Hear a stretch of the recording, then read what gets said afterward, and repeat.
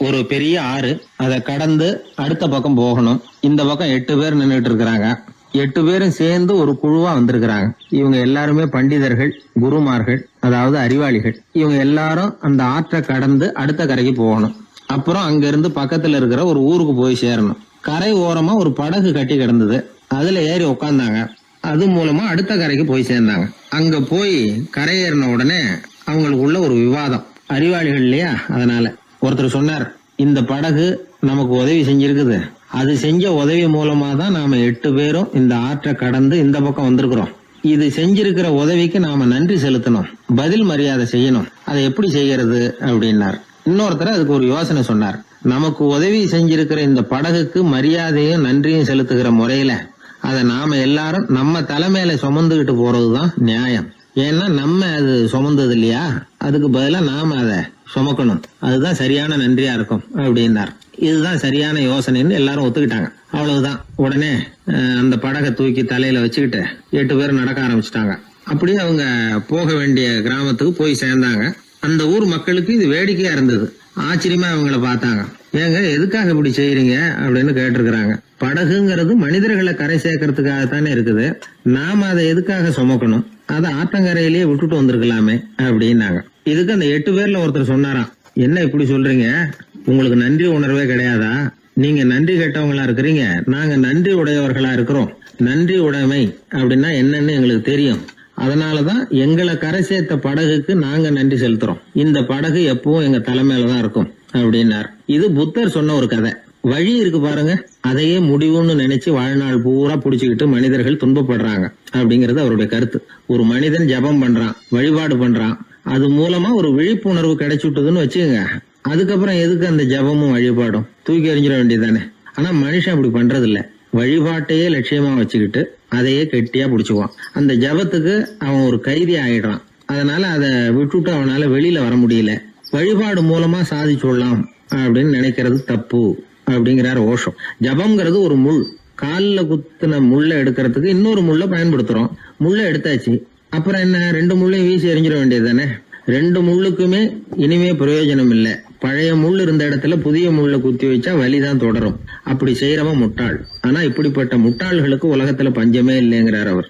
அதனால வழிபாடு, ஜபம் அப்படின்னு எல்லாம் சொல்றோமே, அதையெல்லாம் கூட விழிப்புணர்வோட பயன்படுத்தணும். நம்ம ஆள் ஒருத்தன், அவன் என்னன்னா காலில் ஒரு முள்ள தைச்சுக்கிட்டான், இன்னொரு முள்ளால அதை எடுத்துக்கிட்டு இருக்கிறான். ரொம்ப நேரமா முயற்சி பண்ணிட்டு இருந்தான். கடைசியா அப்பாடா எடுத்தாச்சு அப்படின்னு சொல்லிவிட்டு மறுபடியும் முள்ள எடுக்க ஆரம்பிச்சான். என்னப்பா இது, அதுதான் முள்ள எடுத்துட்டிய, அதுக்கப்புறம் என்னத்துக்கு முயற்சி பண்ணிட்டு இருக்கிறேன்னு கேட்டாங்க. இதுக்கு அவன் சொல்றான், ஏற்கனவே தச்சிருந்த முள்ளை எப்பவோ எடுத்துட்டேன், அதை எடுக்கிறதுக்காக உபயோகப்படுத்திக்கிட்டு இருந்தேனே இன்னொரு முள்ளு, அது இப்ப உள்ள மாட்டிக்கிட்டு இருக்குது, அதனாலதான் மறுபடியும் முதல்ல இருந்து ஆரம்பிக்கிறேன் அப்படின்னா. இப்படி வாழ்க்கையில முதல்ல இருந்து ஆரம்பிக்கிறவர்களும் அதிகம், முதல்லயே இருந்துகிட்டு இருக்கிறவங்களும் அதிகம். வாழ்க்கையில படிப்படியா முன்னேறணும், வாழ்க்கையை புரிஞ்சுக்கிட்டு முன்னேறணும். அதுக்கு இந்த பெரியவர்கள் சொல்லுகிற தத்துவத்தை எல்லாம் சரியா புரிஞ்சுக்கிட்டு அது பிரகாரம் நாம நடக்கணும். ஒரு பெரிய இடத்து பொண்ணு நிறைய படிச்சிருக்கிறா, பட்டங்கள் எல்லாம் வாங்கியிருக்கிறா, வேலைக்கு எதுக்கும் போகல, அதுக்கு அவசியமும் இல்லை, வசதியான குடும்பம். அந்த பொண்ணுக்கு பொழுதுபோக்கு என்ன தெரியுமா? பத்திரிகை படிக்கிறது, தொலைக்காட்சி பார்க்கறது, வானொலி கேட்கறது, இதுதான் பொழுதுபோக்கு. முக்கியமா அதுல வர்ற விளம்பரங்களை கவனிக்கிறது. சந்தைக்கு ஏதாவது புதுசா பொருள் வந்திருந்தா உடனே காரை எடுத்துட்டு போக வேண்டியது, அதை வாங்கிட்டு வந்துட வேண்டியது. ஒரு நாள் அது மாதிரி ஒரு விளம்பரம் கண்ணில் பட்டது. புதுமையான சமையல் செய்யக்கூடிய சாதனம் ஒன்று வந்திருக்கிறதாக செய்தி. உடனே அதை வாங்கணும்னு ஆசை. வழக்கம் போல அன்னைக்கு சாயந்தரமே காரை எடுத்துட்டு புறப்பட்டா. பார்த்தா விலை அதிகம்தான், இருந்தாலும் அதை பற்றியெல்லாம் கவலைப்படல. அதிக விலை கொடுத்து அந்த சமையல் இயந்திரத்தை வாங்கிட்டு வந்துட்டா. ஒரு பெரிய அழகான அட்டைப்பெட்டிக்குள்ள அது இருந்தது. துண்டு துண்டு பாகங்களா அதுக்குள்ள அடுக்கி வைக்கப்பட்டிருந்தது. அதை ஒன்னோட ஒன்று சேர்த்து முழு இயந்திரமா ஆக்கிய வேண்டியது நம்ம வேலை. அதெல்லாம் எப்படி ஒன்று சேர்க்கறது? அதுக்காக ஒரு கையேடு அது உள்ளே வச்சிருக்கிறாங்க. அந்த பொண்ணு வீட்டுக்கு வந்தா அட்டைப்பூட்டியை பிரிச்சா, ஒவ்வொரு துண்டு பாகத்தை எடுத்து வெளியில வச்சா, பக்கத்துல அந்த விவர புத்தகத்தை வச்சுக்கிட்டா. அது பிரகாரம் அந்த பாகங்களை இணைச்சு பார்த்தா சரியா வரல. மறுபடியும் எல்லாத்தையும் பிரிச்சு பரப்பி வச்சுட்டு ஆரம்பத்துல இருந்து வர்றா, அப்பவும் சரியா வரல. சரி, நேரம் அந்த கடைக்கு போய் அங்கிருந்தே ஒரு ஆளை அழைச்சிட்டு வந்துருவோம் அப்படின்னு சொல்லி காரை எடுத்துட்டு அவ புறப்பட்டா. கடையில இருந்து ஒரு ஆளை கையோட அழைச்சிட்டு வந்தா. 2 பேரும் வந்து சேர்ந்தாங்க. அங்க அவங்களுக்காக ஒரு ஆச்சரியம் காத்துக்கிட்டு இருக்கு வீட்டுல. என்ன ஆச்சுன்னா, அந்த சமையல் இயந்திரம் அழகா கோக்கப்பட்டு அங்க இருக்குது. அது மட்டும் இல்ல, அதுல சமையல் வேலையும் நடந்துகிட்டு இருக்குது. யார் அதை பண்ணது? அவளுக்கு ஆச்சரியம். சமையல் வேலை செய்கிற பணிப்பெண் அங்க வந்தா. வேலை செய்யறவோ, நான் தான் அதை செஞ்சேன்னா. அந்த பொண்ணுக்கு படிக்க தெரியாது, பள்ளிக்கூடத்துக்கே போனதில்லை, சமைக்க தெரியும், அவ்வளவுதான். படிப்பறிவு இல்லாத காரணத்தினால அந்த குறிப்பு புத்தகத்தையும் அவளால படிச்சிருக்க முடியாது. எப்படி இதை பொறுத்தன அப்படின்னு ரொம்ப ஆச்சரியமா கேட்டாவோ, அந்த விவரம் தெரியாத பொண்ணு, பணி பொண்ணு சொல்றா, படிப்பறிவு இல்லாத போது மூளையை பயன்படுத்த வேண்டிய கட்டாயம் ஏற்படுது, வேற ஒண்ணும் இல்லை அப்படின்னாலாம்.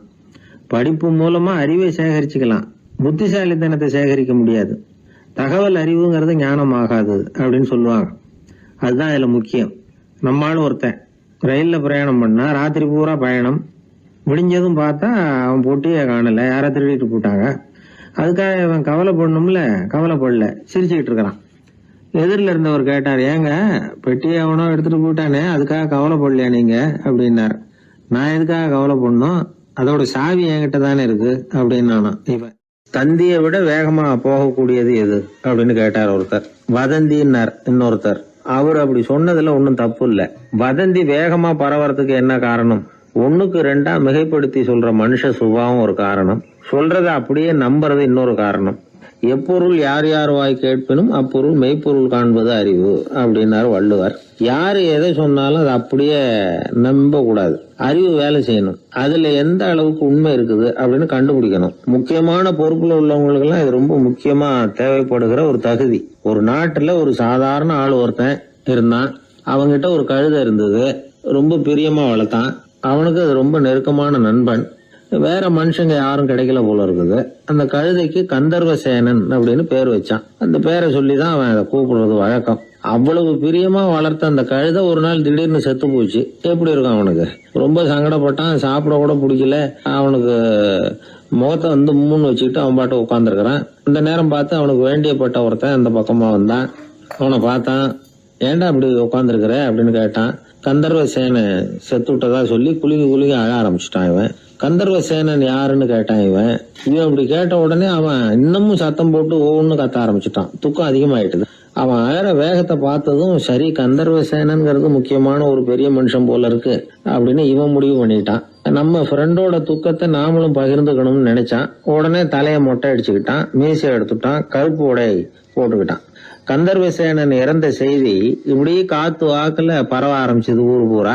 ஊர்ல உள்ளவங்க எல்லாம் இந்த செய்தியை கேட்டதும் அவங்களும் தலையை மொட்டை அடிச்சுக்கிட்டு கருப்பு துணி போட்டுக்க ஆரம்பிச்சுட்டாங்க. ஒரே நாள்ல நகரம் பூராவும் துக்கத்துல ஆழ்ந்து போச்சு. எங்க பார்த்தாலும் மொட்டை தலை, கருப்பு துணி. அந்த நாட்டு அமைச்சர் இதை பார்த்தார். ஜனங்கள் எல்லாம் வருத்தமா இருக்கிறாங்களே அப்படின்னு நினைச்சு சில பேரை கூப்பிட்டு விசாரிச்சார். என்ன விஷயம் அப்படின்னு. கந்தர்வசேனன் செத்துட்டார், அதனாலதான் இப்படி துக்கம் அனுஷ்டிக்கிறோம் அப்படின்னாங்க. அவராவது கொஞ்சம் யோசனை பண்ணி பார்த்திருக்கலாம்ல. கந்தர்வசேனன்னு சொல்றீங்களே, யார் அது அப்படின்னு விசாரிக்கலாம்ல. விசாரிக்கல. மக்கள் துயரத்துல நாமளும் பங்கு எடுத்துக்கணும் அப்படின்னு தான் அவர் நினைச்சார். அவரும் உடனே மொட்டை அடிச்சுக்கிட்டு கருப்பு சட்டை போட்டு ஆரம்பிச்சுட்டார். அமைச்சர் இப்படி இருக்காருங்கிற செய்தி அரசருக்கு எட்டுச்சு. அவர் என்ன பண்ணாரு, அவரும் மொட்டை போட்டுக்கிட்டு தூக்கம் அனுஷ்டிக்க ஆரம்பிச்சுட்டார். அன்னைக்கு ராத்திரி ராஜா மொட்டை தலையோட அந்த புறத்துக்கு வர்றார், முகத்தை முன்னு வச்சுக்கிட்டு. ராணி பார்த்தாங்க. என்னங்க இது, என்ன விஷயம், உங்க துக்கத்துக்கு என்ன காரணம்னு கேட்டாங்க. ராஜா ரொம்ப கவலையோட, கந்தர்வசேனன் செத்துட்டாராம், ஜனங்கள்லாம் வருத்தத்துல இருக்கிறாங்க, அதனால நானும் அவங்களோட துக்கத்துல பங்கெடுத்துக்கிறேன், ஒரு ராஜாவோட கடமை இல்லையா அது அப்படின்னார். அது சரி, கந்தர்வசேனன் யாரு, உங்க அப்பாவா அண்ணனா, எதுக்காக தலையை மொட்டை அடிச்சிங்க அப்படின்னு கேட்டாங்க ராணி. அதுக்கப்புறம் தான் ராஜா யோசிக்க ஆரம்பிச்சார். ஆமா, அதுவும் சரிதானே, நாம என்னத்துக்கு அவசரப்பட்டு இப்படி பண்ணோம் அப்படின்னு சொல்லி நினைச்சுக்கிட்டு அதுக்கப்புறம் அமைச்சரை கூப்பிட்டார். அப்புறம் விவரம் கேட்டார். யாருங்க இது கந்தர்வசேனங்கிறது யாருன்னு கேட்டார். அவரும் அதுக்கப்புறம் தான் யோசிக்க ஆரம்பிச்சார். அவரு ஜனங்களை கூப்பிட்டு விசாரிச்சார். ஒவ்வொருத்தரா விசாரிச்சுக்கிட்டே கடைசியா அந்த ஆளுகிட்ட போய் சேர்ந்தாங்க. கந்தர்வசேனன் யாருன்னு கேட்டாங்க. என்னோட கழுதைன்னாவன். ராஜாவும் மந்திரியும் தலையை தொங்க போட்டுக்கிட்டாங்க. எல்லாரும் சொல்றதையும் கண்ணை மூடிட்டு நம்ப ஆரம்பிச்சா கதை இப்படிதான் போய் முடியும். இந்த காலத்துல எல்லாம் சில பேர் சொல்ற விஷயம் கப்சா மாதிரி இருக்கும், ரீல் விடுறார் அப்படின்னு நினைப்போம். ஆனா அதுலயும் உண்மை இருக்கும். ஒருத்தர் ரொம்ப பெருமையா சொன்னார், சார் 10 பேர் ஒரே குடையில வந்தோம் சார், ஒரு சொட்டு தண்ணி கூட எங்க யார் மேலயும் படல சார் அப்படின்னார். 10 பேர் ஒரே குடையில வந்திருக்கிறாங்க, ஒரு சொட்டு தண்ணி கூட மேல படலையாம். பெருமையா சொன்னார். அது எப்படிங்கன்னு கேட்டோம். அவர் சொல்றாரு, ஏன்னா அப்ப மழையே பெய்யல சார் அப்படின்னார். நம்ம உடம்புல ரத்த அழுத்தம் இருக்குதே, அது நல்லதா கெடுதலா? உடனே அது கெடுதல்னு தான் சொல்லுவோம். ஆனா உண்மை அது இல்லை. இயற்கையா உள்ள ரத்த அழுத்தம் நம்ம உடம்புக்கு தேவையான ஒண்ணு. அந்த அழுத்தம் அதிகமா போனாதான் கெடுதல். அததான் நாம பிபின்னு சொல்றோம். ஆனா அது உண்மையிலேயே உயர் ரத்த அழுத்தம், ஹைப்பர் டென்ஷன். இதயம்ங்கிறது ஓயாம வேலை செஞ்சுக்கிட்டு இருக்கிற ஒரு பம்பு. இதயம் சுருங்கி ரத்தத்தை பம்பு செய்யறப்போ ரத்த அழுத்தம் கூடுதலா இருக்கும். இதுக்கு பேரு சிஸ்டாலிக் பிளட் பிரஷர் அப்படின்னு பேர். இதயம் விரிந்த நிலைக்கு திரும்புறப்போ ரத்த அழுத்தமும் குறையுது. இதுக்கு பேரு டயஸ்டாலிக் பிளட் பிரஷர் அப்படின்னு பேர். இப்படி இது மாறி மாறி இருக்கும். இந்த பிபி 140 90 இப்படின்லாம் சொல்றாங்கல்ல, இதுதான். சீரா இருக்க வேண்டிய ரத்த அழுத்தம் ஒரு அளவுக்கு மேல அதிகரிச்சுட்டா ஆபத்து ஆரம்பம்னு அர்த்தம். சரி, இந்த உயர் ரத்த அழுத்தம் உண்டாகிறதுக்கு என்ன காரணம்? இதனாலதான் இது வருதுன்னு ஒரு காரணத்தை குறிப்பிட்டு சொல்ல முடியாது. ஆனா வம்சாவளி காரணம், ரொம்ப டென்ஷனான சூழ்நிலையில வேலை செய்யறது, உடம்பு குண்டா இருக்கிறது, இதெல்லாம் இந்த ஹை பிபிக்கு துணை செய்யுது. அப்படிதான் எடுத்துக்க வேண்டியிருக்குது. இது கிருமியினால ஏற்படுற வியாதி இல்லை, உடம்புல ஏற்படுற ஒரு பழுது, அவ்வளவுதான். 40 வயசுக்கு மேலதான் பொதுவா இது பாதிக்கும். அதெல்லாம் சரி, ஒருத்தருக்கு உயர் ரத்த அழுத்தம் இருக்குது, அதை கட்டுப்படுத்துறதுக்கு வழி ஏதாவது உண்டா அப்படின்னா உண்டு. மருந்து கொடுத்தும் சரி பண்ணலாம். மருந்து இல்லாத சிகிச்சை முறைகளும் இருக்குது. இப்ப மருந்து சாப்பிடுறதுன்னா டாக்டர் கிட்ட போயிடலாம். அதுக்கு இப்ப சுமாரா 30 விதமான மருந்துகள் இருக்குதான். மருந்தோட உடல் கட்டுப்பாடும் மனக்கட்டுப்பாடும் சேர்ந்ததுன்னா ரொம்ப விசேஷம். அது இருக்கட்டும், மருந்து இல்லாம நாம செய்ய வேண்டியது என்ன, அதை தெரிஞ்சுக்குவோம். முதல்ல சீரான உடற்பயிற்சி, வாக்கிங் ரொம்ப நல்லது. மனசை அமைதிப்படுத்துறதுக்கு யோகாசனம், ஆழ்நிலை தியானம், இது மாதிரியான பயிற்சிகள் நல்லது. ஒரு காலத்துல யோகாசனம் பண்ணுங்க, தியானம் பண்ணுங்கன்னு சொன்னா ஒரு மாதிரியா பார்த்தாங்க. இப்ப மருத்துவ நிபுணர்களே அதெல்லாம் ரொம்ப அவசியம்தான் அப்படின்னு சொல்றாங்க. இன்னொரு அதிசய சிகிச்சை முறை இப்போ வழக்கத்துக்கு வந்திருக்குது. பயோ ஃபீட்பேக் அப்படின்னு பேர். மூளையின் அழுத்த அலைகளை பதிவு பண்ணி அதை மறுபடியும் உடம்புக்குள்ள செலுத்தி இந்த ரத்த அழுத்தத்தை சீராக்கி போடுறாங்க. சில பேருக்கு இந்த ஹை பிபி பார்டர் லைன்ல இருக்கும். அவங்களுக்கெல்லாம் மருந்துகள் அவசியம் இல்லை. வாழ்க்கை முறையில சில மாற்றங்களை பண்ணிக்கிட்டாவே போதும். பிஹேவியரல் மாடிஃபிகேஷன்ஸ் சொல்றாங்க. அது எப்படின்னா, பரபரப்பான வாழ்க்கை முறையை தவிர்க்கணும். புகைப்பிடிக்கிற பழக்கம், மது அருந்தும் பழக்கம், இதெல்லாம் இருந்தா விட்டுடணும். சாப்பாட்டுல உப்பை குறைக்கணும்.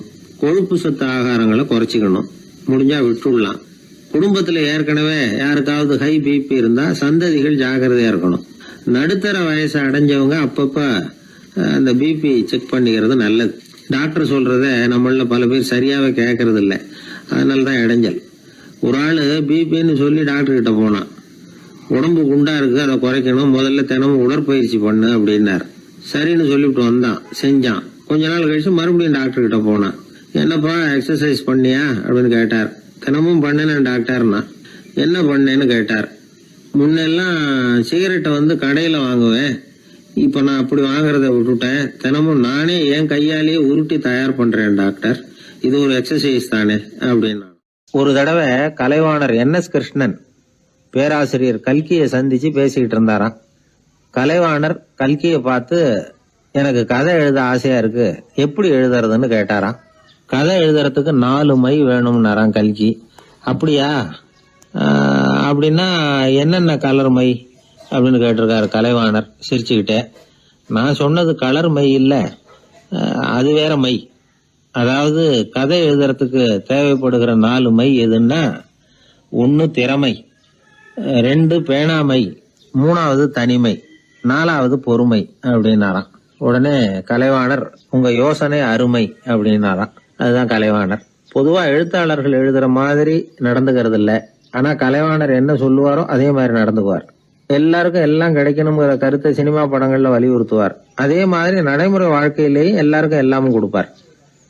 பணம், பதவி, புகழ் இப்படி எதுவுமே இல்லாத ஒரு சாதாரண மனுஷனா இருந்தா கூட இவர் மனுஷனுக்கு கொடுக்கற மரியாதையில கொஞ்சமும் குறைச்சல் இருக்காது. இந்த குணம் சாதாரணமா எல்லாருக்கும் இருக்கிறது இல்ல. அவரு சினிமா தியேட்டருக்கு போய் சினிமா பாக்குறது வழக்கம். அவரு வந்திருக்கிறாருங்கிறது தெரிஞ்சா போதும், வெளியில பிச்சைக்காரங்க கூடிடுவாங்க. இது அவருக்கு தெரியும். வெளியில நம்மளை நம்பி ஒரு கூட்டம் காத்துக்கிட்டு இருக்குமேன்னு நினைப்பார். உடனே ஒரு 100 ரூபா நோட்டை கொடுத்து சில்லறையா மாத்திட்டு வர சொல்லுவார். படம் முடிஞ்சு வெளியில வர்றப்போ சில்லறையோட வருவார். எல்லாருக்கிட்டையும் கொடுத்துருவார். ஏன்னா எல்லாரும் தேடிட்டு வருவாங்க அவரை. என்ன எல்லாரும் சௌக்கியமா இருக்கிறீங்களா அப்படின்னு பிரியமா விசாரிப்பார். ஏதோ ரொம்ப நெருங்கின சொந்தக்காரங்களை விசாரிக்கிறது மாதிரி விசாரிப்பாரு. தன்கிட்ட இருக்கிற சில்லறையை எல்லாருக்கும் சமமா பிரிச்சு கொடுத்துட்டு தான் அங்கிருந்து புறப்படுவார். ஒரு நாள் அது மாதிரி புறப்படுற சமயத்துல ஒரு சின்ன பையனுக்கு சில்லறை எதுவும் கிடைக்கல கொடுக்கறதுக்கு. இது கலைவாணருக்கு தெரியாது. கார்ல ஏறி புறப்பட்டு போயிட்டார். அந்த பையன் காரை புடிச்சுக்கிட்டு பின்னாடியே ஓடியாந்துருக்கிறான். ஐயா, நீங்களே இல்லைன்னு சொன்னா நான் என்ன பண்றது? இன்னைக்கு பட்னி தான், அம்மாவுக்கு வேற உடம்பு சரியில்லை அப்படின்னு கத்திக்கிட்டே ஓடியாந்தானா. கலைவாணர் கவனிச்சுட்டார். உடனே காரை நிறுத்த சொன்னார். இறங்கினார். அந்த சின்ன பையனை கட்டி பிடிச்சிக்கிட்டு என்ன மன்னிச்சுக்கப்பா, நான் கவனிக்காம வந்துட்டேன் அப்படின்னு சொல்லி அழ ஆரம்பிச்சுட்டாராம். இன்னொரு தடவை இதே மாதிரி ஒரு தியேட்டர்ல இருந்து வெளியில வந்திருக்கிறார். ஒரு ஆள் அவர்கிட்ட வந்து நின்றுருக்கார். அவர் கொடுக்கறதுக்கு இவர்கிட்ட பணம் இல்ல. பணம் இல்லையாப்பா அப்படின்னாராம். உங்ககிட்டயே இல்லையா அப்படின்னாராம் அவரு. கலைவாணருக்கு மனசு ரொம்ப சங்கடமா போச்சு. உடனே புறப்பட்டு வீட்டுக்கு போனார். அங்க இங்க தேடி பார்த்து அங்க இருந்த கொஞ்சம் நெஞ்ச சில்லறை எடுத்தார். காரு டிரைவரை கூப்பிட்டார். தியேட்டர் வாசல்ல நின்றுகிட்டு இருந்த ஆசாமியோட அங்க அடையாளங்களை சொன்னார். காரை எடுத்துட்டு போய் அந்த ஆளை கண்டுபிடிச்சு இந்த காசை கொடுத்துட்டு வா அப்படின்னு அனுப்பி வச்சாராம். பிச்சை போடுறதுக்காக காரை அனுப்புனதாக வேற யாரை பத்தியாவது நீங்க கேள்விப்பட்டிருக்கிறீங்களா? அவர் ஒரு வித்தியாசமான மனிதர், வித்தியாசமான கலைஞர். கலைவாணரோட சகோதரர் கல்யாணம் நடந்தது. அதுல தியாகராஜ பாகவதர் கச்சேரி முடிஞ்ச உடனே அதுல சம்பந்தப்பட்ட கலைஞர்களுக்கெல்லாம் கலைவாணர் பரிசுகள் கொடுக்கிறார். அந்த கச்சேரியில கடம் வாசிச்சவருக்கு மட்டும் மத்த எல்லாருக்கும் கொடுத்ததை விட பெருசா ஒரு வெள்ளி கோப்பையை பரிசா கொடுத்தாராம். மத்தவங்களுக்கு எல்லாம் சின்னதா கொடுத்துட்டு கட வித்துவானுக்கு மட்டும் பெருசா பரிசு கொடுக்குறீங்களே ஏன்னு கேட்டிருக்கிறாங்க. அதுக்கு கலைவாணர் விளக்கம் கொடுத்தாராம். இப்பெல்லாம் ரயில்ல கூட்டம் அதிகங்கிறது உங்களுக்கு எல்லாருக்கும் தெரியும். இந்த வித்வான் இவ்வளவு பெரிய மண்பானைய ரயில்ல ரொம்ப பத்திரமா உடையாம ரொம்ப தூரத்துல இருந்து கொண்டு வந்திருக்கிறாரே, அது என்ன சாமான்யமான காரியமா? அவரோட அந்த சாமர்த்தியத்தை பாராட்டுறதுக்காக தான் அவருக்கு இவ்வளவு பெரிய பரிசு அப்படின்னா. ஒரு மனிதன் கோபப்படும் பொழுது அவனை நல்லா கவனிச்சு பாருங்க.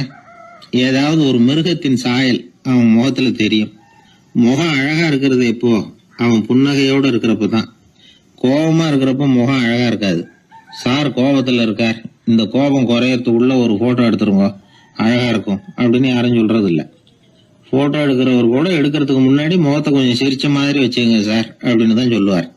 முகத்தை கொஞ்சம் கடுகடுப்பா வச்சுங்க சார், அப்பதான் நல்லா அமையும் அப்படின்னு நான் சொல்லுவாரு. ஒரு உண்மை என்ன தெரியுமா?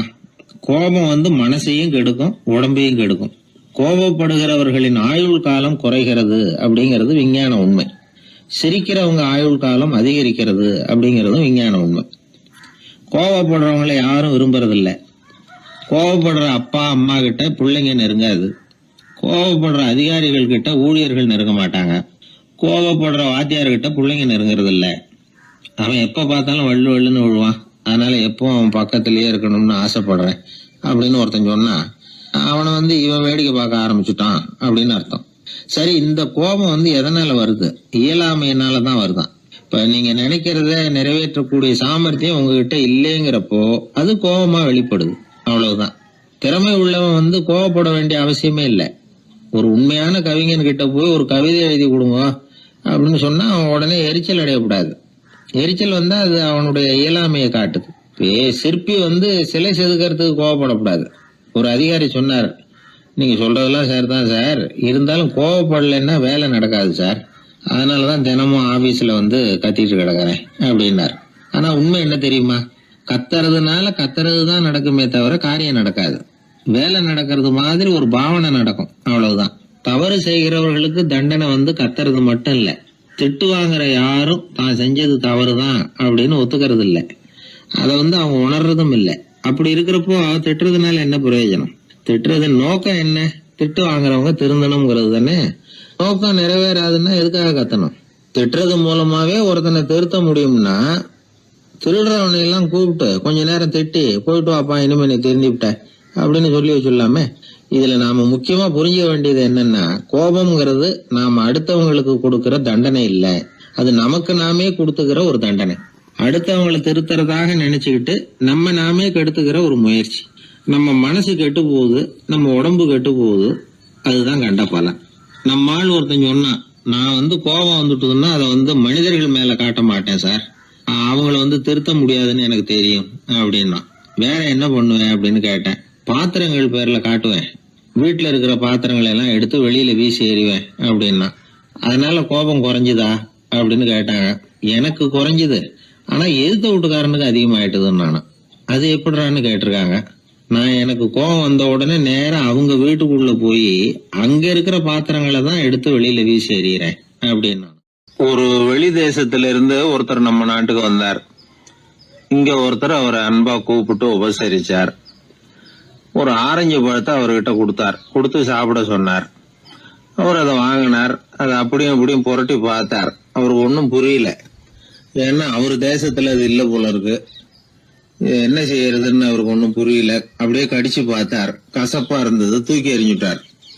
அதை ஏன் தூக்கி எறிஞ்சுட்டீங்கன்னு கேட்டார் இவர். கசக்குது, அதை எப்படி சாப்பிடுறது அப்படின்னாரு அவரு.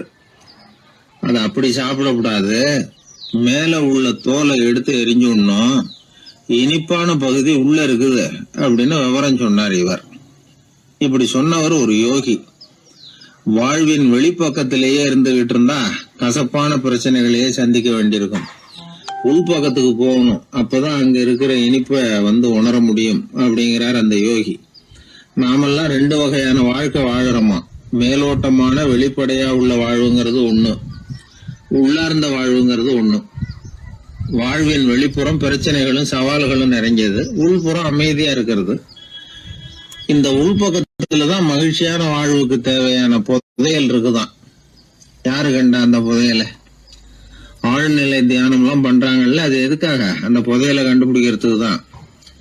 நாம் அந்த உள்பக்கத்துக்கு போய் அங்க உள்ள ஊக்க சக்தியையும் புத்திசாலித்தனத்தையும் பொறுக்கி எடுத்துக்கிட்டு அன்றாட வாழ்க்கையில அதையெல்லாம் உபயோகப்படுத்தணும்.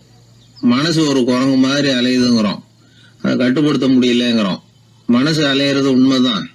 தேனி எதுக்காக அலையுது? தேனுக்காக அலையுது. அது மாதிரிதான் மனசும் அலையுது. மகிழ்ச்சி, சாந்தி இதுகளை தேடி அலையுது. மனசை உள்பக்கமா அலைய விடணும். மகிழ்ச்சியான வாழ்வுக்கு என்னென்ன தேவைங்கிறத இந்த யோகி சொல்றார். ஊக்கம், புத்திசாலித்தனம், அமைதி, சாந்தம். இது எல்லாம் நம்ம கிட்ட நமக்குள்ளேயே இருக்குது. அதனாலதான் சொர்க்கம் நமக்குள்ளே இருக்குன்னு சொல்றது. புதையல நமக்குள்ளேயே வச்சுக்கிட்டு அதை தேடி புலம்பிக்கிட்டு இருக்கிறது ரொம்ப வேடிக்கைங்கிறார் அவர். இதெல்லாம் கேட்கறப்போ உங்கள பல பேருக்கு கோபம் கூட வரலாம். என்ன சார் இது, இன்று ஒரு தகவல்ல ஏதாவது உபயோகமா சொல்லுவீங்கன்னு பார்த்தா என்னமோ தத்துவம் எல்லாம் பேசிக்கிட்டு இருக்கிறீங்களேன்னு நினைக்கலாம் நீங்க. இதுவும் உபயோகமான விஷயம்தான். நாம தியானம் அது இதுன்னு எதுவும் பண்ணலன்னா கூட மனசுல அழுத்தமோ இறுக்கமோ இல்லாம எப்பவும் சந்தோஷமா இருக்கிறதுக்கு பழகிட்டா அதுவே போதும். ஏன்னா மன இறுக்கத்தினாலேயே ஏகப்பட்ட நோய்கள் வருதான். பெருவாரியான உடம்பு கோளாறுகளுக்கு வாழ்க்கையின் விரக்தியாலேயும் தோல்விகளாலேயும் ஏற்படுற மன இறுக்கம்தான் காரணம்ங்கிறது மருத்துவ ஆராய்ச்சி முடிவு. நான் இறுக்கம் இல்லாம இருக்கிறதுக்கு தான் பிரியப்படுறேன், இந்த சமூகம் அதுக்கு இடம் கொடுக்கலையே, என்ன பண்றது அப்படிங்கிறது சில பேரோட கேள்வி. இந்த சமூகத்தை சரி செய்ய வேண்டியது நாம தான், நம்மளை சரி பண்ணிக்க வேண்டியது நாம தான். நான் சரியா இருக்கிறேன், சமூகம் சரியில்லைன்னு அதை ஒதுக்கி பிரயோஜனம் இல்லை. ஒரு குடும்பஸ்தர், அவர் மனசுல எப்பவும் டென்ஷன். அவர் டென்ஷன் இல்லாம இருக்கிறதுக்கு பழகிக்கிட்டார். அதுக்கப்புறமா அவர் சொல்லுவார், நான் ஒன்னும் ஆழ்நிலை தியானம்லாம் பண்ணல, இருந்தாலும் என் மனசு எப்பவும் அமைதியா தான் இருக்குது. இவ்வளவுக்கும் எங்க வீட்டுல தினமும் என் சம்சாரத்துக்கும் எங்க அம்மாவுக்கும் சண்டை நடந்துகிட்டே தான் இருக்கும் அப்படிம்பார். அது சரிங்க, உங்க அம்மா ஒரு பக்கம், உங்க மனைவி ஒரு பக்கம், அவங்க 2 பேரும் சண்டை போடுறப்போ நீங்க எந்த பக்கம் இருப்பீங்க அப்படின்னு கேட்டார் ஒருத்தர். அந்த சமயம் நான் வீட்டுக்கு வெளிப்பக்கம் இருப்பேன் அப்படின்னார் அவர். அங்க ஒரு முனிவர் இருந்தார். சுவாமி, என்ன ஆசீர்வாதம் பண்ணுங்க, எனக்கு ஏதாவது புத்தி சொல்லுங்க அப்படின்னா அவர் ஆசீர்வாதம் பண்ணார். அதுக்கப்புறம் சொன்னார், மகனே, நீ எந்த காரியத்தை செஞ்சாலும் செய்யறதுக்கு முன்னாடி ஒரு தடவை அதனால ஏற்படக்கூடிய விளைவுகளை நல்லா யோசிக்கணும். உன் மனசுக்கு அது சரின்னு தெரிஞ்சா மட்டும் அதை செய்யணும் அப்படின்னார். அரசன் அவர் சொன்னதை அப்படியே மனசுல வாங்கிக்கிட்டான். அவர் காலடியில விழுந்து வணங்கினான். 100 பொற்காசுகளை அவர் காலடியில வச்சுட்டு திரும்பணும். அமைச்சர் இதை கவனிச்சார். என்ன இது, நம்ம அரசர் இவ்வளவு ஏமாளியா இருக்கிறாரு, இந்த ஒரு சாதாரண யோசனை சொன்னதுக்கு 100 பொற்காசுகள் கொடுத்துட்டாரு. அமைச்சர் இப்படி நினைக்கிறது அவர் முகத்தை பார்த்ததுமே அரசனுக்கு புரிஞ்சுட்டுது. இருந்தாலும் அதை பத்தி ஒன்னும் கேட்டுக்கல. 2 பேரும் திரும்பி அரண்மனைக்கு வந்து சேர்ந்தாங்க. அதுக்கப்புறம் அந்த அரசன் என்ன பண்ணான் தெரியுமா? காட்டுல முனிவர் சொன்ன அந்த புத்திமதியை ஒரு கல்லுல கல்வெட்டா செதுக்கணும். தன்னுடைய அறையில எல்லாரும் கண்ணிலையும் படும்படியாக அப்படி ஒரு இடத்துல பதிச்சு எல்லாரும் பாக்குறது மாதிரி பண்ணிவிட்டான். இப்போ அந்த அமைச்சருக்கு ஆச்சரியம், என்ன இது, நம்ம மன்னருடைய அறியாமையை புரிஞ்சுக்கவே முடியலையே, இத போய் கல்லுல செதுக்கி வைக்கணுமா, பேர்பட்ட அறிவுரையா இது அப்படின்னு நினைச்சார். கொஞ்ச நாள் ஆச்சு. ஒரு நாள் அந்த மன்னருக்கு கடுமையான வயிற்று வலி. உடனே அரண்மனை வைத்தியரை கூப்பிட்டார். அவர் வந்து சேர்ந்தார். மன்னரை சோதிச்சு பார்த்தார். கொஞ்ச நேரம் இப்படியே படுத்துருங்க, நான் எங்க வீட்டுக்கு போய் இதுக்கு பொருத்தமா ஒரு மருந்து தயார் பண்ணிட்டு வரேன் அப்படின்னு சொல்லிட்டு ஓடினார். மருந்தோட திரும்பி அவர் வந்த சமயத்துல மன்னர் ஒரு கட்டில்ல கண்மூடி படுத்திருக்கிறார். பக்கத்துல யாரும் இல்ல. வைத்தியர் வந்தார். ஒரு சின்ன கோப்பையில கொஞ்சம் மருந்தை ஊத்தினார். அப்படியே அங்க சுத்தி முத்தி பார்த்தார். ஏதோ ஒரு பொடியை வந்து அதுல கலந்தார். கலந்து எடுத்துக்கிட்டு மன்னரை நெருங்கினார். கொஞ்சம் யோசனை பண்ணார். அப்புறம் திரும்பி போனாரு. கையில இருந்த மருந்து அப்படியே கீழே கொட்டிவிட்டு வந்தார். அந்த கோப்பையை நல்லா கழுவி சுத்தம் பண்ணிவிட்டு மறுபடியும் கொஞ்சம் மருந்தை ஊத்திட்டு வந்தார். அதுக்கப்புறம் மன்னா அப்படின்னு சொல்லி மெதுவா கூப்பிட்டாரு. இவர் எழுந்திருச்சார். அப்புறம் இவர் சொன்னார், மன்னர் வைத்தியரே, நான் வந்து கண்ணை மூடிக்கிட்டு இருந்தாலும் அப்பப்ப கவனிச்சுக்கிட்டு தான் இருந்தேன். முதல்ல எதையோ கலந்தீங்க, அப்புறம் அதை கொட்டிவிட்டு வேற என்ன விஷயம், உண்மையை சொல்லுங்க அப்படின்னு மிரட்டினார். வைத்தியர் மிரண்டு போட்டார். அவரு மன்னருடைய காலில் விழுந்தாரு. அதுக்கப்புறம் உண்மையை சொன்னார். மகாராஜா, உங்களுடைய படை தளபதி உங்களை கொல்றதுக்காக சதி பண்ணார். விஷம் கலந்து கொடுக்கும்படியாக சொன்னார். வெகுமதி நிறைய தர்றேன்னார். நானும் சரின்னு சொல்லிவிட்டு இங்க வந்தேன்.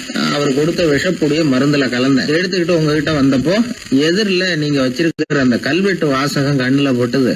எந்த காரியத்தை செஞ்சாலும் அதோட விளைவுகளை பத்தி யோசிக்க சொல்லிச்சு அந்த வாசகம். யோசனை பண்ணுனேன், என் உயிருக்கே ஆபத்துங்கிறத புரிஞ்சுக்கிட்டேன். உடனே திரும்பி போய் அதை கொட்டி கழுவி விட்டு வேற நல்ல மருந்தா ஊத்திக்கிட்டு வர்றேன் அப்படின்னார். இப்ப அந்த மன்னர் அமைச்சரை கூப்பிட்டார். பாத்தீங்களா, இந்த புத்திமதிய அன்னைக்கு நீங்க அலட்சியமா நினைச்சீங்க, இன்னைக்கு அதுதான் என் உயிரை காப்பாத்தி இருக்குது அப்படின்னார். அமைச்சர் தலையை குனிஞ்சுக்கிட்டாராம். அதனால பெரியவர்கள் நமக்கு சொல்ற புத்திமதி சாதாரணமா தான் தெரியும். அதுக்காக நாம வந்து அதை அலட்சியம் பண்ணிடக்கூடாது. இந்த காலத்துல ஒருத்தன் ஒரு சாமியார் கிட்ட போனா ஒரு 1000 ரூபாய அவர் காலடியில வச்சுட்டு திரும்பி வந்தான். எதுக்கு அதுன்னு கேட்டேன். இன்னைக்கு நான் இந்த அளவுக்கு நல்லபடியா இருக்கிறதுக்கு அவர் தான் காரணம். ஏற்கனவே ஒரு தடவை இவர்கிட்ட வந்து புத்தி சொல்லுங்கன்னு கேட்டேன், மாட்டேன்னு விட்டார். அன்னைக்கு அவர் ஏதாவது எனக்கு புத்தி சொல்லி நான் அது பிரகாரம் நடந்திருந்தேன்னா இன்னைக்கு நான் வீணா போயிருப்பேன். அதுக்காக ஒரு நன்றியை தெரிவிக்கிறதுக்காக தான் இன்னைக்கு வந்தேன், இந்த காணிக்கையை செலுத்துறேன் அப்படின்னு சொல்லிவிட்டு அவன் பாட்டு தெருவில் இறங்கி நடந்து போனான். உழைப்பும் நேர்மையும் உயர்வதற்கு வழிகள். அதை விட்டுட்டு உட்கார்ந்த இடத்துல இருந்துகிட்டே உயர போகணும் அப்படின்னு ஆசைப்படக்கூடாது. பல பேர் அப்படிதான் கற்பனை பண்றாங்க. அந்த கற்பனையிலேயே பாதி வாழ்க்கை ஓடி போடுது. உழைப்புங்கிற வழியையும் நேர்மைங்கிற வழியையும் ஒதுக்கி விட்டு குறுக்கு வழியில ஓட நினைக்கிறவங்க குப்புற விழுந்துடுறாங்க. எந்த தொழிலை நாம செய்தாலும் சரி, அந்த தொழிலுக்குரிய பெருமையை நாம புரிஞ்சுக்கிட்டு அதுல ஈடுபடணும். அப்படி இல்லாம என்ன சார் பொழப்புது, இந்த தொழிலை மனுஷன் செய்வானா அப்படி புலம்பிக்கிட்டே இந்த தொழிலையே செஞ்சுக்கிட்டு இருக்கிறவங்க நம்மள பல பேர் உண்டு. செய்யும் தொழிலே தெய்வம் அப்படின்னு சொல்றாங்கல்ல, அப்படி சொல்றது எதுக்காக? அந்த அளவுக்கு அதுல ஒரு ஈடுபாடு வேணுங்கிறதுக்காகத்தான். ஒரு பெரிய மலைப்பகுதி, அந்த மலை அடிவாரத்துல ஒரு சிற்பி உட்காந்து ஒரு சிலையை வடிச்சுக்கிட்டு இருக்கிறான். கையில ஒரு சின்ன உளிய வச்சுக்கிட்டு ஒரு பெரிய கருங்கல் பாறையை கொஞ்சம் கொஞ்சமா உடைச்சுக்கிட்டு இருக்கான். ஒரு சிற்பத்தை வடிக்கிறதுங்கிறது அவ்வளவு உன்னதமான ஒரு தொழிலா? எல்லாராலையும் முடியுமா அது? அப்படி இருந்தும் அந்த சிற்பிக்கு மன நிறைவில்லை. அவன் நினைக்கிறான், இந்த கடுமையான வெயில்ல உட்கார்ந்து வேலை செய்யறது எவ்வளவு கஷ்டம். நாம ஒரு சிற்பியா இருக்கிறதுனால தானே சூரியன் கடுமையான வெப்ப கதிர்களை நம்ம மேல வீசுறான். நாமளே அந்த சூரியனா இருந்துட்டா இந்த கஷ்டம் இருக்காதே. நம்மளை கஷ்டப்படுத்துறவன் நம்மளை விட வலிமை உள்ளவன், அதனால நாம அவனா மாறி விடுறதுதான் நல்லது அப்படின்னு அந்த சிற்பி யோசனை பண்ணான். அவன் எண்ணம் உடனே நிறைவேறிட்டுது. இயற்கைங்கிற மாபெரும் சக்தி அவனை ஒரு சூரியனா மாத்தி விட்டுது. சிற்பி இப்போ ஒரு சூரியனா மாறினான். இனிமே இந்த உலகத்துல நம்மளை விட வலிமை உள்ளவன் வேற யாரும் கிடையாது அப்படின்னு நினைக்க ஆரம்பிச்சுட்டான்.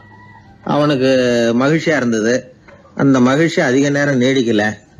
ஏன்னா கொஞ்ச நேரத்துல ஆகாயத்துல கரிய மழை மேகங்கள் அப்படியே சூழ்ந்து வந்தது. சூழ்ந்து வந்த மேகங்கள் சூரியனை மறைக்க ஆரம்பிச்சது. இப்போ சூரியனா இருந்த அந்த சிற்பி நினைச்சு பாக்குறான், என்ன இது, என்னையே இந்த மேகம் மூடி மறைக்குதுன்னா அது என்னை விட பெரிய ஆளாதான் இருக்கணும். அதனால இனிமே நாம சூரியனா இருக்கக்கூடாது, நாம மேகமா தான் இருக்கணும், அதுதான் கௌரவம் அப்படின்னு நினைக்க ஆரம்பிச்சிட்டான். இப்பவும் பாருங்க, இயற்கை அவனுடைய ஆசையை நிறைவேற்றி வச்சது. சூரியனா இருந்த சிற்பி மேகமா மாறினான். வான வீதியில அப்படி உல்லாசமா வர ஆரம்பிச்சான். அந்த உல்லாசமும் அதிக நேரம் நீடிக்கல. எதிரில் பார்த்தா பிரம்மாண்டமான மலைகள் வழியை அடைச்சிட்டு நிக்குது. வேகமா வந்த மேகம் மலையில மோதிக்கிட்டுது. அந்த மலையை தாண்டி அப்பால செல்ல முடியல. இப்போ அந்த மேகம் நினைக்குது, நாம எந்த தடையும் இல்லாம அந்த இடத்துல மிதந்து வர்றோம். நம்மையே போக விடாம தடுக்குதுன்னா அந்த மலைக்கு எப்பேற்பட்ட வலிமை இருக்கணும். இனிமேல நாம மேகமா இருந்து பிரயோஜனம் இல்ல, இருந்தா மலையா இருக்கணும், அதுதான் பெருமை அப்படின்னு நினைக்க ஆரம்பிச்சான். இப்பவும் பாருங்க, இயற்கை அவனுடைய ஆசையை நிறைவேற்றி வச்சது. மேகமா இருந்த சிற்பி மலையா மாறினான். பெரிய மலை பூமிக்கும் வானத்துக்குமா நின்றுகிட்டு இருக்கு. இனிமே நமக்கு எந்த கவலையும் இல்லை அப்படின்னு நினைச்சது அந்த மலை. இப்படி நினைச்சுக்கிட்டு இருந்த வேளையில அந்த மலையோட காலடியில அடிவாரத்துல ஏதோ சத்தம் கேட்டது. என்ன சத்தம் இது அப்படின்னு சொல்லி அந்த மலை மெதுவா குனிஞ்சு பார்த்துதான். பார்த்தா அங்க ஒரு மனுஷன் தன்னுடைய கையில உளிய வச்சுக்கிட்டு மலையை கொத்திக்கிட்டு இருக்கிறான். ஏதோ ஒரு சிற்பத்தை வடிக்கிறதுக்காக அவன் முயற்சி பண்ணிட்டு இருக்கிறான். இப்போ அந்த மலை நினைச்சுதான், மலையையே ஒருத்தன் உடைக்கிறான்னா அவன் எப்பேற்பட்ட வலிமை உள்ளவனா இருக்கணும்.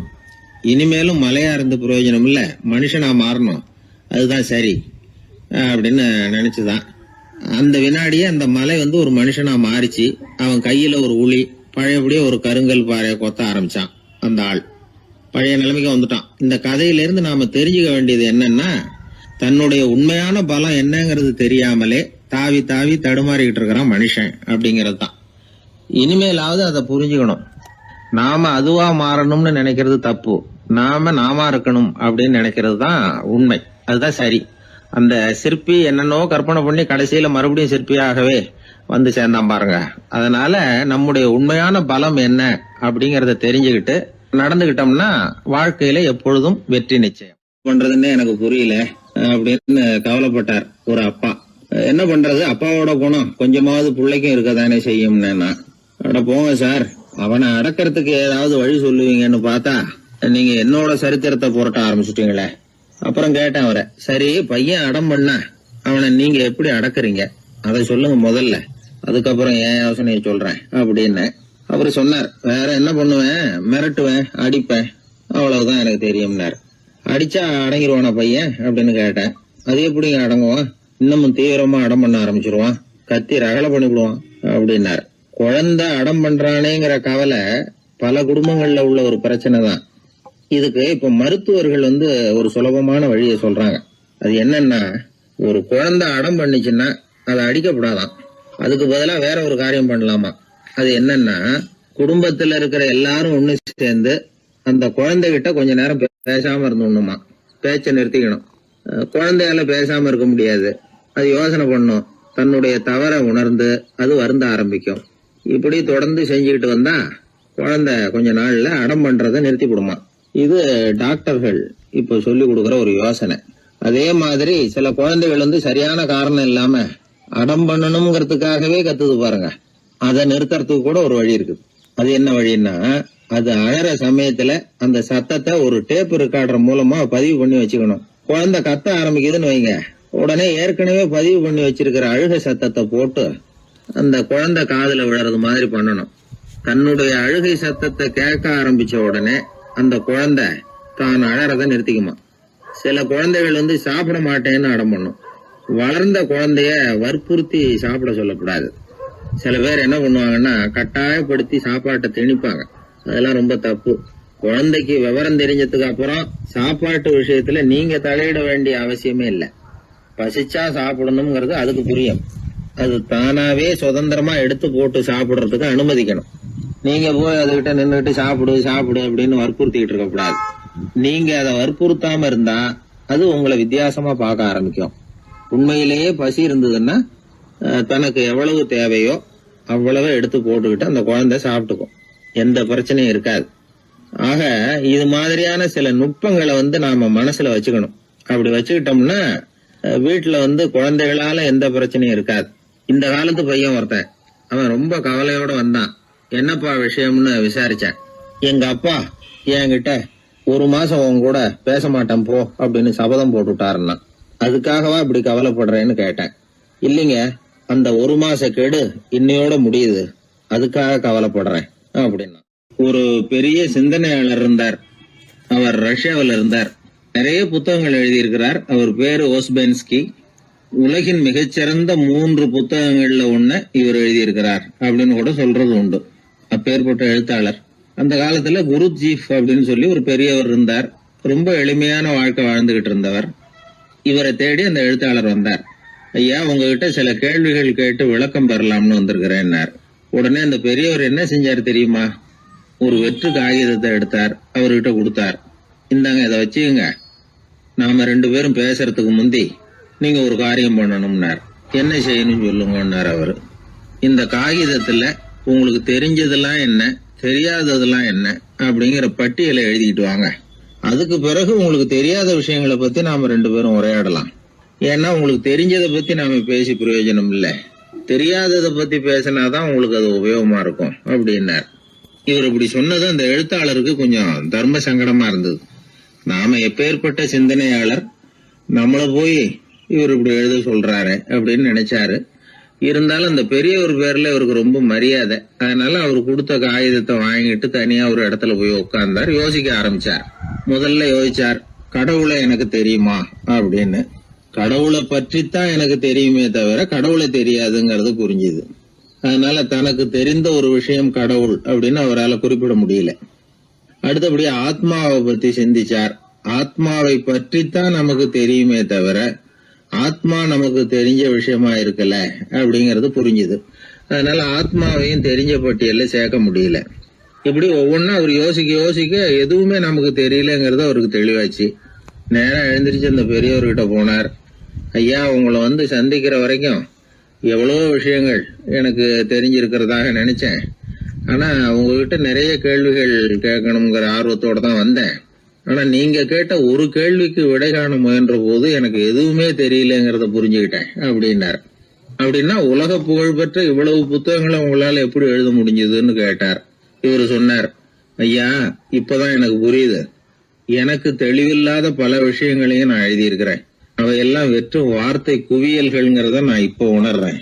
வார்த்தைகளே அறிவு அப்படிங்கிற மயக்கத்தில இருந்து இப்ப நான் விடுபட்டு விட்டேன்.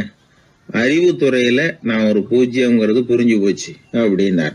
இப்ப பெரியவர் சொன்னார், இப்பதான் உங்களுக்கு உண்மையான அறிவு ஏற்பட ஆரம்பிச்சிருக்குது. எப்போ ஒரு மனிதன் தன்னுடைய அறியாமையை உணர ஆரம்பிக்கிறானோ அப்போதுதான் அறிவின் தொடக்கத்துல அடி எடுத்து வைக்கிறான் அப்படின்னார். அதுக்கு பிறகு என்னாச்சு தெரியுமா? இந்த எழுத்தாளர், சிந்தனையாளர் ஓஸ்பென்ஸ்கி புஸ்தகம் எதுவுமே எழுதலையாம், அதோட விட்டாராம். நம்முடைய அறியாமை நமக்கு புரிய ஆரம்பிச்சுட்டதுன்னா நமக்கு அறிவு வளர ஆரம்பிச்சுட்டதுன்னு அர்த்தம். அது நமக்கு புரியறது இல்லை, அதுதான் சிக்கல். ஒரு நண்பர் சொன்னார், சார், நான் எப்போ வீட்டை பூட்டி விட்டு வெளியூர் போனாலும் திருடன் பூட்டை உடைச்சு விடுறான். அதனால இப்ப புத்திசாலித்தனமா ஒரு காரியம் பண்ணிவிட்டு உங்க ஊருக்கு வந்திருக்கிறேன்னார். என்ன செஞ்சிருக்கிறீங்கன்னு கேட்டேன். வீட்டை பூட்டாமலே வந்துட்டேன் அப்படின்னார். உபயோகமா இருக்கு அப்படின்னார். உடனே பார்வை இல்லாத அந்த பெரியவர் சொன்னாரு, வெளிச்சம்னு ஒண்ணு உண்மையிலேயே இருக்குதா அப்படின்னு கேட்டாராம். உண்மையிலேயே வெளிச்சம் இருக்குங்க அப்படின்னு சொல்லி இருக்கிறாங்க, அதை நான் நம்ப மாட்டேன் அப்படின்னாரா அவரு. சூரியன் இருக்கு, சந்திரன் இருக்கு, நட்சத்திரம் இருக்கு அப்படின்னு எல்லாம் சொல்லி பார்த்துருக்குறாங்க, அதையெல்லாம் ஒத்துக்கிறேன். ஆனா அதையெல்லாம் என்ன கொஞ்சம் தொட்டு பார்க்க விடுங்களேன் அப்படின்னாராம். அதையெல்லாம் தொட்டு அறிய முடியாது அப்படின்னு சொல்லியிருக்கிறாங்க. அப்படின்னா முகர்ந்து அறியறேன், மோந்து பாக்குறேன். மோர்ந்து பார்க்க விடுங்க, ஏதாவது வாசனை வருதான்னு பாக்குறேன் அப்படின்னு இருக்காரு. அதுவும் முடியாதேன்னாங்களாம். பெரியவர் யோசனை பண்ணிருக்கிறார். சரி, பரவாயில்ல, முரசு அடிக்கிறது மாதிரி அடிச்சு பார்க்கவாவது ஏற்பாடு பண்ணி கொடுங்க, அதை அடிச்சு பார்த்து அதோட சத்தத்தை உணர்ந்துக்கிறேன் அப்படின்னாராம். அதாவது ஒளியின் ஒலியை, அதாவது வெளிச்சத்தின் சத்தத்தை புரிஞ்சுக்கிறேன் அப்படின்னு சொல்லியிருக்கிறார். அதுக்கும் சாத்தியம் இல்லைன்னு சொல்லியிருக்கிறாங்க. சரி, அதுவும் முடியலன்னா அந்த வெளிச்சத்துல கொஞ்சம் எடுத்து என் கையில கொடுங்க, வாயில போட்டு சாப்பிட்டு பாக்குறேன் ருசி எப்படி இருக்குன்னு அப்படின்னு சொல்லி பார்த்திருக்காரு. எந்த வகையிலயும் அவரை அதை ஒத்துக்க வைக்க முடியல. சுத்தி இருந்தவங்க எல்லாம் குழம்பி போயிட்டாங்க. என்னங்க, நாங்க சொல்றத நீங்க நம்பலையா அப்படின்னு கேட்டிருக்காங்க. என்னுடைய 4 புலன்களுக்கும் புலப்படாத ஒண்ண நான் மாயை அப்படிங்கிறேன். நீங்க என்ன அவமானப்படுத்துறதுக்காக இப்படி சொல்றீங்கன்னு நினைக்கிறேன். ஏதோ உங்களுக்கு எல்லாம் பார்வைன்னு ஒண்ணு இருக்கிறதாகவும் அது எனக்கு இல்லைங்கிறதாகவும் சொல்லி என்ன நீங்க அவமதிக்கிறீங்க அப்படின்னார். தர்க்க சாஸ்திரத்துல மேதையான அந்த பெரியவர். சுத்தி இருந்தவங்க பார்த்தாங்க, வெளிச்சம் இருக்குங்கிறத இவர் நம்பணும், இவரை நம்ப வைக்கணும் அப்படின்னா அது புத்தரால தான் முடியும் அப்படின்னாராம் ஒருத்தர். சரி அவர்கிட்டயே போவோம் அப்படின்னு சொல்லி எல்லாரும் அவர்கிட்ட போய் சேர்ந்தாங்க. விவரத்தை சொன்னாங்க. புத்தர் சிரிச்சாராம். எப்படிப்பட்டதுன்னு நான் நினைக்கிறேனோ, அதாவது உண்மை, அப்படித்தான் அவரும் நினைக்கிறார். எதையும் அனுபவபூர்வமா உணர்ந்தாதான் நம்ப முடியும். ஒளிய அனுபவித்து அறியாத வரையில அது இருக்கிறதா இல்லையா அப்படிங்கிற கேள்விக்கு இடம் கிடையாது. அதனால அவரு அதை நம்பாததும் சரிதான் அப்படின்னு சொன்னாராம் புத்தர். அதுக்கப்புறம் சொல்லியிருக்கார், உங்களை குணப்படுத்தி கொள்ளலாம், உங்களுக்கு தேவை ஞானி கிடையாது, உங்களுக்கு தேவை மருத்துவர் அப்படின்னாரா. ஒரு டாக்டர் கிட்ட அழைச்சிட்டு போயிருக்கிறாங்க. பார்வை கிடைச்சிட்டுது. வெளிச்சத்தை கண்டதும் அவர் மகிழ்ச்சி அடைஞ்சார். புத்தரை வணங்கினார். நான் வாதம் பண்ணேன், நீங்க எதிர்வாதம் பண்ணல, என்னுடைய பிரச்சனை மருத்துவரால் தான் தீரும் அப்படின்னு சொல்லி எனக்கு பார்வை கிடைக்க செஞ்சீங்க அப்படின்னாராம். மனித குலத்துல ரொம்ப அதிகமானவர்கள் நிலைமை இப்படித்தான். கண்ணை மூடிக்கிட்டு அதை சரின்னு ஒருத்தர் வலியுறுத்தி சொல்லிட்டு இருந்தா அவருக்கு உதவுறது அப்படிங்கிறது முடியாத காரியம். இந்த காலத்துல சில பேர் கண்களை திறந்துகிட்டே சில காரியங்கள் பண்ணுவாங்க. அது தப்புன்னு அவங்களுக்கு பின்னாடிதான் புரியும். ஒருத்தர் தன்னுடைய வலது காலில் கட்டு போட்டுக்கிட்டு அப்படி வந்தார். என்ன ஆச்சுன்னு விசாரிச்சாங்க. எங்க வீட்டு கண்ணாடி ஜன்னல்களை வெளிப்பக்கமா இருந்து சுத்தப்படுத்திக்கிட்டு இருந்தேன், சரியா தொடச்சிக்கிட்டு இருக்கோமா அப்படின்னு கொஞ்சம் பின்னாடி தள்ளி நின்னு பார்த்தேன் அப்படின்னார். அதுக்கும் உங்க கால் உடைஞ்சதுக்கும் என்ன சம்பந்தம்னு கேட்டாங்க. நான் குடியிருந்தது 4வது மாடியாச்சே அப்படின்னாராம். ஊர்ல ஒரு மன்னர் இருந்தார். அவரு பக்கத்து தேசத்து மேல படையெடுக்கணும்னு நினைச்சுக்கிட்டு இருந்தார். அதையும் தன்னுடைய நாட்டோட சேர்த்துக்கணுங்கிற ஆசை. எப்போ படையெடுக்கலாம்னு யோசிச்சுக்கிட்டு இருந்தார். இப்படி யோசிச்சுக்கிட்டு இருந்த சமயத்துல ஒரு பெரியவர் அவரை தேடிட்டு வந்தார். அவர் அடிக்கடி வருவார், அவர்கிட்ட பேசிக்கிட்டு இருப்பார். இப்போ அப்படித்தான் வந்தார். என்ன மன்னா யோசனைன்னாரு. இவர் தன்னுடைய யோசனையை சொன்னார். இந்த சமயத்துல மன்னருக்கு தாகம் எடுத்தது, தண்ணி குடிக்கணும் போல இருந்தது. உடனே அங்க இருந்த ஒரு அரண்மனை பணியாளரை கூப்பிட்டார். போய் கொஞ்சம் தண்ணி கொண்டு வாப்பா அப்படின்னார். அந்த பணியாளர் போனார். ஒரு கோலையில தண்ணி கொண்டு வந்தார். ராஜா கிட்ட நீட்டினார். ராஜா அதை வாங்கி குடிக்கிறதுக்காக வாய்கிட்ட கொண்டுட்டு போனார். அந்த நேரம் பார்த்து மன்னா கொஞ்சம் பொறுங்கன்னார் இந்த பெரியவர். ஆவலோட குடிக்க போன மன்னர் அப்படியே நிறுத்திக்கிட்டு பெரியவரை பார்த்தார். இப்ப அந்த பெரியவர் சொன்னார், மன்னா இப்போ உங்களை விட வலிமை உள்ள ஒரு சக்தி உங்களுக்கு தண்ணி கொடுக்க மறுத்துடுதுன்னு வைங்க, உங்களை குடிக்க விடாம தடுத்துடுது அப்படின்னா இப்ப இந்த ஒரு கோவள தண்ணீரை என்ன விலை கொடுத்து வாங்குவீங்க அப்படின்னு கேட்டார். இப்போ எனக்கு இருக்கிற தாகத்துக்கு என்னுடைய அரசாங்கத்துல பாதியையாவது கொடுத்து இந்த தண்ணியை வாங்கறதுக்கு தயங்க மாட்டேன்னார் அவர். சரி இப்ப அந்த தண்ணியை குடிங்கன்னார் பெரியவர். மன்னர் ஆவலோட அந்த தண்ணியை குடிச்சு முடிச்சார். அதுக்கப்புறம் கொஞ்ச நேரம் தன்னுடைய படையெடுப்பு பத்தி சொல்லிட்டு இருந்தார். கொஞ்ச நேரம் கழிச்சு மறுபடியும் இந்த பெரியவர் கேட்டார், மன்னா இப்போ நீங்க ஒரு கோவள தண்ணீரை குடிச்சு முடிச்சிட்டீங்க. இப்ப அந்த தண்ணீர் உங்க உடம்பு விட்டு வெளியில வரக்கூடிய பாதை அடப்பட்டு போச்சு அப்படின்னு வச்சுங்க, அதை வெளியேற்றுவதற்காக நீங்க எவ்வளவு செலவழிப்பீங்க அப்படின்னு கேட்டார். மன்னர் யோசனை பண்ணார். அப்படி ஒரு நிலைமை ஏற்பட்டு போச்சுன்னா என்னுடைய அரசாங்கம் பூராவையும் அதுக்கு ஈடா தர்றதுக்கு கூட தயங்க மாட்டேன்னார். இப்ப அந்த பெரியவர் சொன்னார், எந்த அரசாங்கத்தின் மதிப்பு ஒரு கோவள தண்ணீர் அளவுக்கு கூட இல்லையோ அந்த அரசாங்கத்தை அடையணுங்கிற பேராசையில மனிதர்கள் தங்களுடைய சகோதரர்கள் கூடவே சண்டை போட்டுக்கிறாங்களே, அதுல ஏதாவது அர்த்தம் இருக்குதா அப்படின்னாராம். மன்னருக்கு இப்பதான் அர்த்தம் புரிஞ்சுதான். மனசுல தெளிவு உண்டாச்சு. தன் மனசுக்குள்ள உண்டான வெறிய விரட்டி அடிச்சு விட்டார். அதுக்கப்புறம் நிம்மதியா ஆட்சி புரிஞ்சார். இப்படி ஒரு கதை. உயிருக்கு என்ன விலை கொஞ்சம் யோசனை பண்ணி பாருங்க. ஆனா அது இப்ப எவ்வளவு மலிவா போயிட்டுது, அதையும் யோசனை பண்ணி பாருங்களேன். ஆசை பேராசையா மாறுது, அப்புறம் அது வெறியா ஆகுது, அதுக்கப்புறம் பைத்தியம் பிடிக்குது. இந்த காலத்து மனிதர்களுக்கு 2 விதமான பைத்தியம் பிடிச்சிருக்கிறதாக ஒரு பெரியவர் சொல்றார். ஒன்னு பணம், இன்னொன்னு அதிகாரம். இதெல்லாம் எவ்வளவு காலத்துக்கு நீடிக்கும்? ஒரு சர்வாதிகார நாட்டுல 3 பேர் ஜெயில இருட்டு அறையில பேசிக்கிட்டு இருக்கிறாங்க. நீ எப்படி இந்த ஜெயிலுக்கு வந்த அப்படின்னு ஒருத்தர் கேட்டாராம். இந்த நாட்டு ராஜாவை ஆதரிச்சு நான் பிரச்சாரம் பண்ணினேன், அதனால கூட்டத்துல தகராறு வந்துட்டுது, கலவரமா போச்சு, அதுக்கு நான் தான் காரணம்னு அரெஸ்ட் பண்ணி இங்க கொண்டாந்து போட்டாங்க அப்படின்னாராம் அவரு. சரி நீ எப்படி இங்க வந்த அப்படின்னு இன்னொருத்தரை பார்த்து கேட்டிருக்காரு. நான் இந்த நாட்டு ராஜாவை எதிர்த்து பிரச்சாரம் பண்ணேன், அதனால கலவரம், அரெஸ்ட் பண்ணி கொண்டாந்து போட்டாங்கன்னார். சரிப்பா நீ எப்படி அங்க வந்த அப்படின்னு 3வது ஆளை பார்த்து இவங்க கேட்டாங்களாம். இதுக்கு அந்த ஆள் மெதுவா வெளிச்சத்துக்கு நான் தான் இந்த நாட்டு ராஜா அப்படின்னாராம். சில பேருக்கு தொட்டதெல்லாம் வெற்றியா முடியும், சில பேருக்கு தொட்டதெல்லாம் தோல்வியா முடியும். இதுல உள்ள ரகசியம் என்ன? அதை தெரிஞ்சுக்கணும்னா இந்த கதையை கேளுங்க. ஜப்பான்ல ஒரு பெரிய வீரர் இருந்தார். அவர் பேரு நொபுனாகா. அவர்கிட்ட இருந்த படை வீரர்கள் கொஞ்சம் பேர் தான். சிறிய படை பலத்தை வச்சுக்கிட்டு பெரிய பெரிய படைகளை எல்லாம் முறியடிச்சிருக்கிறார். அவர் அவ்வளவு சாமர்த்தியம் உள்ளவர். ஒரு தடவை எதிரி மீது படையெடுத்து போயிருக்கிறார். அப்போ அவருடைய படை வீரர்களுக்கும் தளபதிக்கும் ஒரு சந்தேகம் வந்துட்டுது. இந்த போர்ல நாம வெற்றி பெற முடியுமா அப்படிங்கிற சந்தேகம் இருந்தாலும் இதை எப்படி தலைவர்கிட்ட தெரிவிக்கிறது? ரொம்ப யோசனை பண்ணாங்க. கடைசியா கொஞ்சம் துணிச்சலை வரவழைச்சுக்கிட்டு மெதுவா கேட்டுட்டாங்க. அவர் பார்த்தார், சரி அதை நாம முடிவு செய்ய வேணாம். புத்த விகாரத்துக்கு போயிட்டு வருவோம், பூவா தலையா போட்டு பாத்துருவோம், என்ன வருதோ அது பிரகாரம் செயல்படுவோம். என்ன சொல்றீங்க? ஏன்னா போருக்கு செல்லும் பொழுது முழு மனசோட போகணும், ஊசலாட்டம் இருக்கக்கூடாது அப்படின்னார். தளபதியும் படை வீரர்களும் சரின்னு ஒத்துக்கிட்டாங்க. உடனே அவங்க எல்லாரும் அங்க பக்கத்துல இருந்த கோயிலுக்கு போனாங்களாம். தலைவர் உள்ள போனார். எல்லாரும் ஆவலோட வெளியில காத்துக்கிட்டு இருக்கிறாங்க. ரொம்ப நேரத்துக்கு அப்புறம் அவர் வெளியில வந்தார். தளபதி, துணை தளபதிகள் எல்லாரையும் கிட்டத்துல கூப்பிட்டார். அவங்க முன்னிலையில ஒரு தங்க காசை எடுத்தார். இத பாருங்க, இப்ப பூவா தலையா போட்டு பாத்துருவோம். பூ வந்தா தோத்துருவோம், தலை வந்தா ஜெயிச்சிருவோம். அதனால பூ விழுந்தா போர் வேணாம், அதை தவிர்த்துருவோம். தலை விழுந்ததுன்னா போருக்கு போவோம். விதி இப்போ நம்ம கையில தான் இருக்கு. இங்க என்ன தீர்ப்பு கிடைக்குதோ அது பிரகாரம் நடப்போம் அப்படின்னு சொல்லிவிட்டு தங்க காசு சுண்டி போட்டார். அது அப்படி சுழன்று மேல போய் கணீர்னு தரையில வந்து விழுந்தது. எல்லாரும் ஆவலோடு அதை குனிஞ்சி பாக்குறாங்க. தலை விழுந்திருக்குது. ஒரே மகிழ்ச்சி, ஆரவாரம். அதுக்கப்புறம் அவங்களுக்கு சந்தேகம் வரவே இல்லை. அப்படியே உறுதியான ஒரு முடிவோட போருக்கு போனாங்க. வெற்றியோட திரும்பி வந்தாங்க. வெற்றி விழா நடக்குது. தளபதி பேசுறார். இந்த வெற்றியை காசுதான் முடிவு பண்ணுச்சு, அதனால விதியை வெல்ல யாரால முடியும் அப்படின்னார். சொல்லிவிட்டு உட்கார்ந்தார். அப்போ அந்த தலைவர் தன்கிட்ட இருந்த அந்த தங்க காசை எடுத்து ரகசியமா தளபதி கிட்ட கொடுத்தாராம். தளபதி அதை வாங்கி பாக்குறாரு. அந்த நாணயத்துல 2 பக்கமும் தலை தான் இருக்குது. இதுல இருந்து என்ன தெரியுதுன்னா, வெற்றியின் ரகசியம் என்னன்னா மன உறுதி தான்.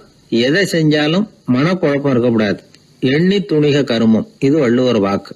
பரீட்சை ரிசல்ட் வர்ற சமயம் ஒரு பையன் ஒரு காசை சுண்டி போட்டு தலையா பூவா பாத்துக்கிட்டு இருந்தான். என்னப்பா பாஸா ஃபெயிலா பாக்குறியா அப்படின்னு கேட்டாங்க. பரீட்சை ரிசல்ட்டை பொறுத்த வரைக்கும் எனக்கு சந்தேகம் இல்லை சார் அப்படின்னா. அப்புறம் எதுக்கு இது அப்படின்னு கேட்டாங்க. ரிசல்ட் வந்த பிறகு எங்க அப்பா என்னை திட்டுறதோட விட்டுருவாரா இல்ல அடிப்பாரா அப்படிங்கறத தெரிஞ்சுக்கிறதுக்காக இது அப்படின்னு. ஒரே ஒரு ஊர்ல ஒரு ராஜா இருந்தார். அவரு ஒரு வித்தியாசமான ராஜா. எந்த வகையில வித்தியாசமானவர்னு கேட்டா, மக்கள் கிட்ட வரி வசூல் பண்றதுல கொஞ்சம் வித்தியாசமானவர். மற்ற மன்னர்கள் மாதிரி ஒரு நேரடியா வரி வசூல் பண்றது இல்ல, கொஞ்சம் மறைமுகமா அதை பண்ணுவார். அது எப்படின்னா, ஒவ்வொரு குடிமக்களுக்கும் மாசம் ஒரு மரக்கால் நெல்லு மக்கள் கொடுக்கறது இல்ல, ராஜா மக்களுக்கு கொடுப்பார்.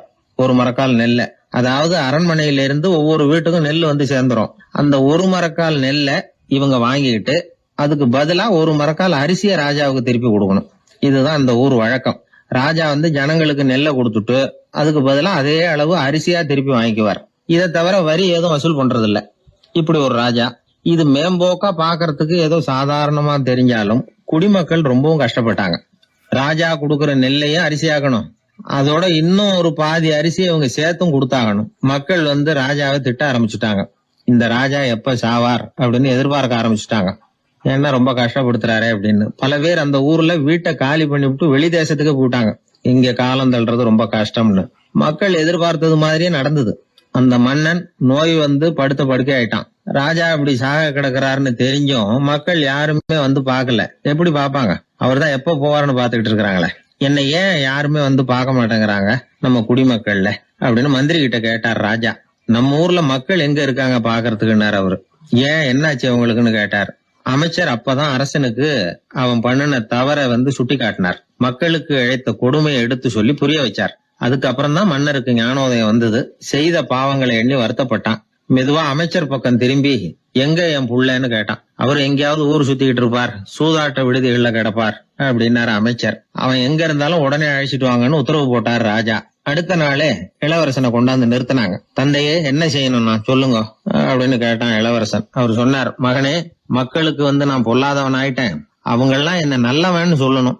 அப்படி அவங்கள சொல்ல வைக்க வேண்டியது உன்னோட பொறுப்புன்னார். தந்தையே, நீங்க வந்து கவலைப்படாதீங்க, உங்களை ரொம்ப ரொம்ப நல்லவர்னு மக்கள் சொல்லும்படியாக நான் செய்யறேன் அப்படின்னா பையன். அதுக்கப்புறம் கொஞ்ச நாள்ல பையன் பட்டத்துக்கு வந்தான். அவன் என்ன பண்ணான், வரி வசூல் பண்ற முறையில ஒரு மாற்றத்தை உண்டு பண்ணான். என்ன மாற்றம் பண்ணனான்னா, ஒவ்வொரு வீட்டுக்கும் ஒரு மரக்கால் உமிய கொடுக்கறது, அதுக்கு பதிலா ஒரு மரக்கால் அரிசியை வாங்கிக்கிறது. அப்பா என்ன பண்ணாரு, நெல்லை கொடுத்துட்டு அரிசியா வாங்கினார். இவன் மகன் உமிய கொடுத்துட்டு அரிசியா வாங்கினான். கொஞ்ச காலம் ஆச்சு. ஒரு நாள் மந்திரியை கூப்பிட்டு கேட்டான், அமைச்சரே, நம்ம ஊர் மக்கள் என்ன பேசிக்கிறாங்க அப்படின்னு. உங்க அப்பா ரொம்ப நல்லவன்னு பேசிக்கிறாங்க அப்படின்னாரு அமைச்சர். எப்படி இருக்கு பாருங்க, இவன் பண்ற கொடுமையில அப்பங்கார ரொம்ப நல்லவன் ஆயிட்டான். அதாவது இளவரசனை விட பழைய மன்னரே ரொம்ப நல்லவர், ரொம்ப பாதி கஷ்டம் தான் இது முழு கஷ்டம்ங்கிறது மாதிரி ஆயிட்டுது. எப்படியோ அப்பாவுக்கு கொடுத்த வாக்க புள்ள காப்பாத்தி விட்டான். அதாவது மன்னர் ரொம்ப நல்லவர்னு சொல்ல வைக்கிறேன்னு தானே சொன்னான், அதே மாதிரி சொல்ல வச்சுட்டான். இந்த காலத்துல இது மாதிரி அப்பாவுக்கு உதவுற பிள்ளைகள் உண்டு. ஒரு பிள்ளையாண்டான்னு சொன்னான், நான் எங்க அப்பாவுக்கு ரொம்ப ரொம்ப உதவியா இருக்கிறேன் அப்படின்னா. அப்படியா, உங்க அப்பாவுக்கு ரொம்ப உதவியா இருக்கிறியா அப்படின்னா, உங்க அப்பா என்ன செஞ்சிட்டு இருக்காருன்னு கேட்டேன். சும்மாதான் இருக்கிறார் அப்படின்னா அவன்.